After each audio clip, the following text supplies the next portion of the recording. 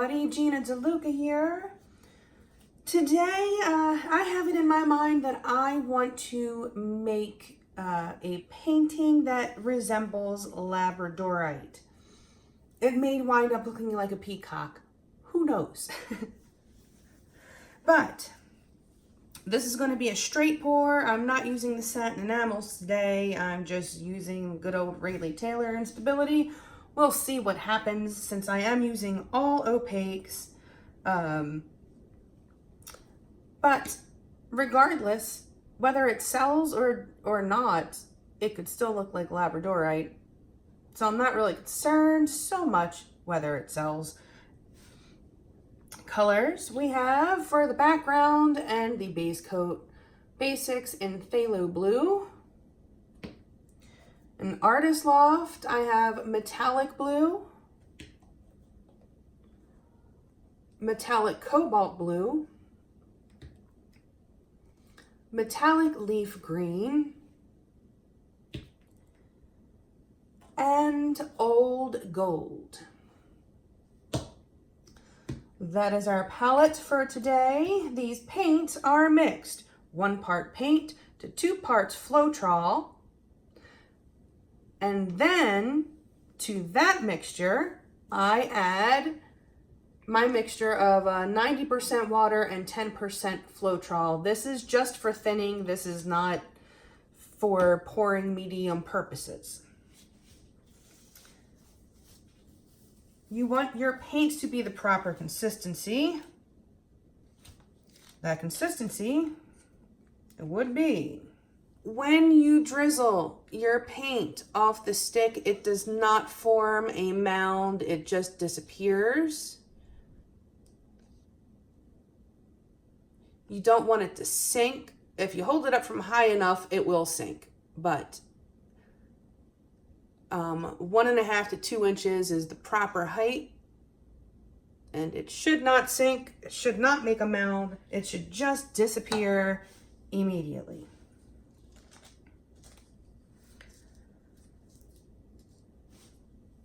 All right, I'm going to do something a little different than how I usually do a straight pour.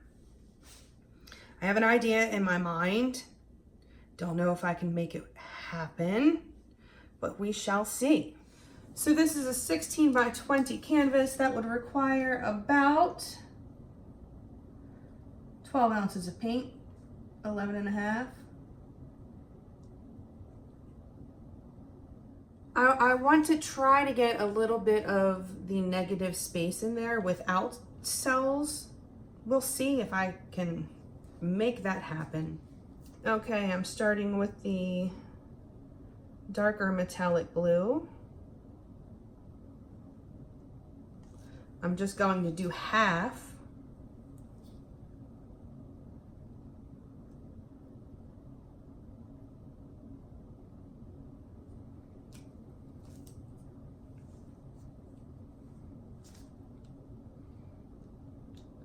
Now the cobalt blue, which is kind of a metallic teal.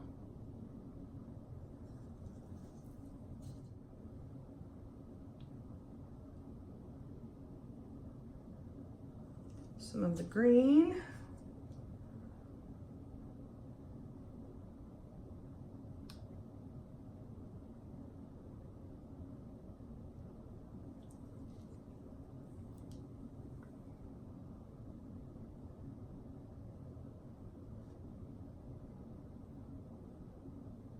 I'm trying to drizzle this gently. I'm not trying to get it to sink. I just want some of that base coat color to come through and maybe give me a little bit of separation. A little bit of negative space.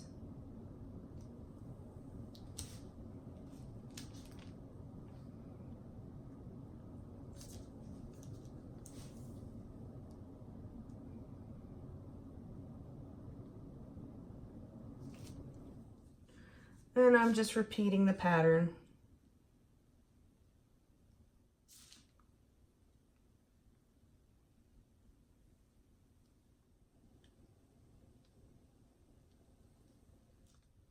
And then some more of the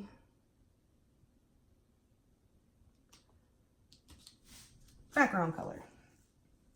Okay, so I have about 8 ounces in this cup. Hopefully I have enough left for this base coat without mixing up more.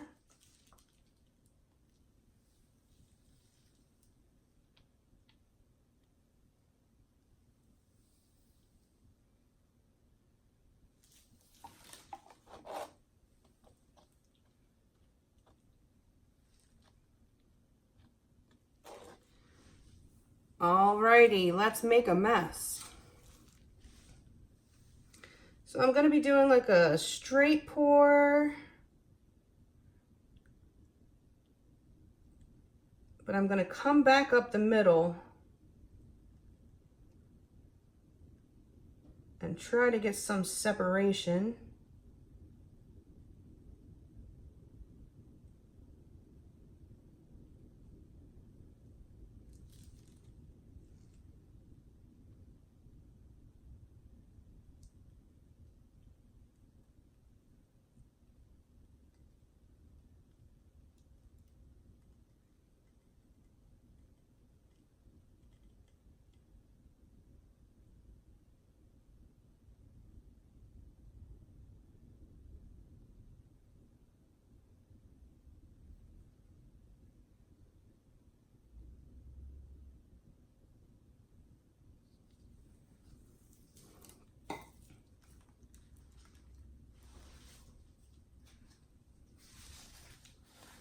Okay. So far it looks very interesting. Let's pop some bubbles.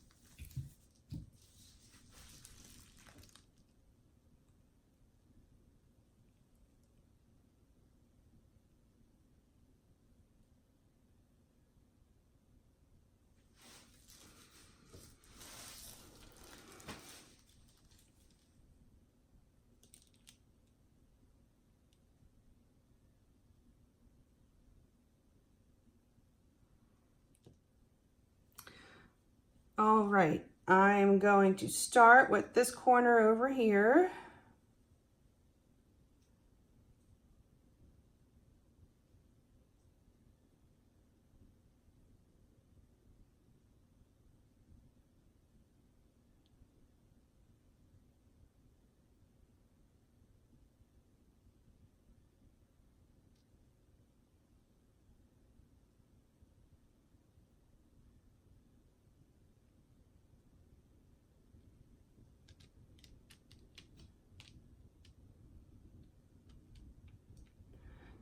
I'm not really worried about symmetry because this is supposed to be a stone.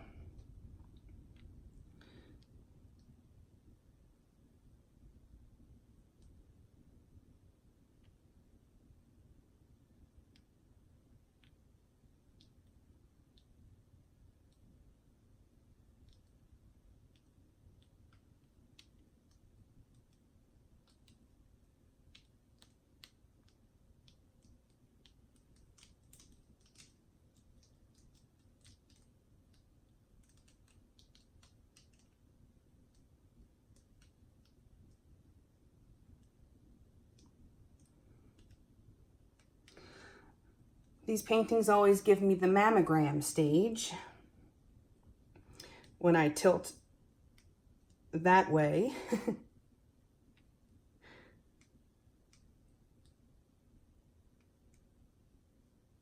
I can make a whole series for OBGYNs out there. Anyone interested?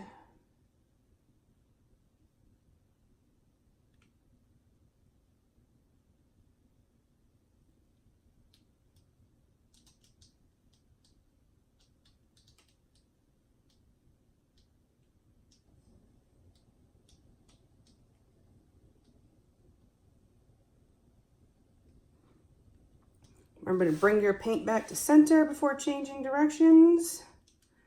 Helps you keep your composition, keep your cell shapes.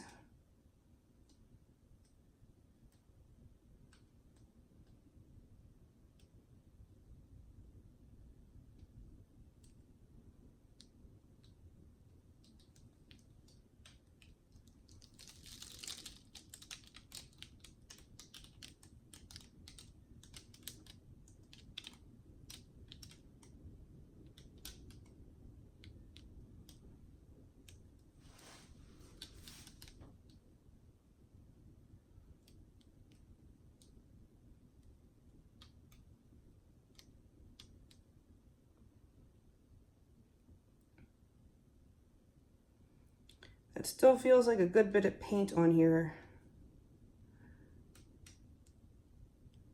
for my liking.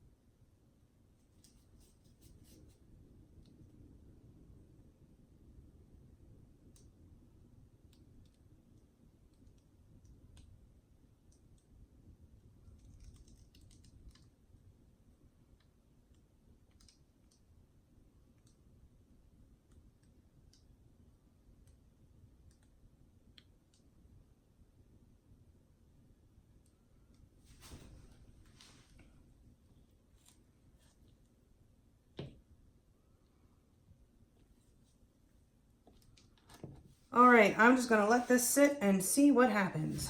And I will bring you in for a close-up in a few. Okay, so here it is. Not exactly a Labradorite, however, certain sections of it definitely have that effect. So, the paint palette, my selection, is on the money. That definitely looks like Labradorite flash. It's very cool.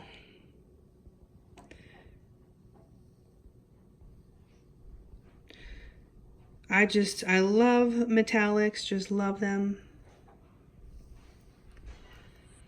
This section here also has that Labradorite feel. So I think just look at that. Tell me that doesn't look like Labradorite. So it's more just the technique. When I did this technique, I couldn't stretch it as much as I wanted because I would risk this breaking up too much, because the metallics will do that and kind of disappear on you. So it was just because it was split the way it was, if I could have maybe tilted it all off to one corner, and yeah, how it comes out of the cup makes a difference. So it was an experiment. It's what we do here. I love this section. Love it, love it. Definitely going to do something else with this palette. Maybe just a regular straight pour or even a ring pour. Who knows? We'll see. Stay tuned for the dry piece. Okay, here it is, dried. I do love metallics. Oh, so much. This area right here is very Labradorite. And upon reviewing the video, Definitely the pouring technique was the issue. So I will be trying this again. Maybe just a regular straight pour. I'm not sure yet. But I definitely need something where I can properly stretch it. But all in all, I think it came out really pretty. Lots of flash. This will look lovely once it's varnished.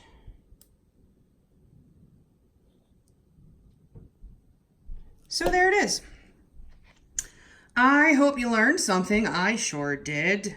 Please like and share and subscribe and all that good stuff. Do check out the description box below for links to my PayPal tip jar if you feel so inclined. If you find these tutorials helpful or at least entertaining and you would like to help me stay stocked up in supplies to keep bringing you this fresh content, that is a great way to do it. Another way is through the Amazon link. Anything that you purchase off the entire site of Amazon, I receive a small commission of at no additional cost to you. That is also very helpful. You can check out my website, GinaDeLuca.net. That's where you can purchase my paintings and my music. And our group, Go Make Some Art. Join us over there. Post your masterpieces. Ask your questions. Should you find yourself in a painting pickle? Or just come on over for some inspiration. Y'all know the drill. Okay, that is it for me.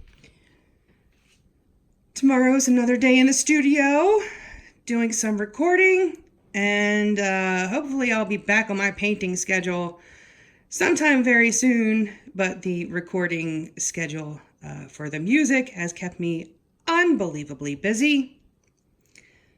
That's why I have not been getting back to people's messages the way I usually do. I have been absolutely swamped, but I will get back to normal very soon. So that's it. I hope you all have a beautiful day. Now go make some art.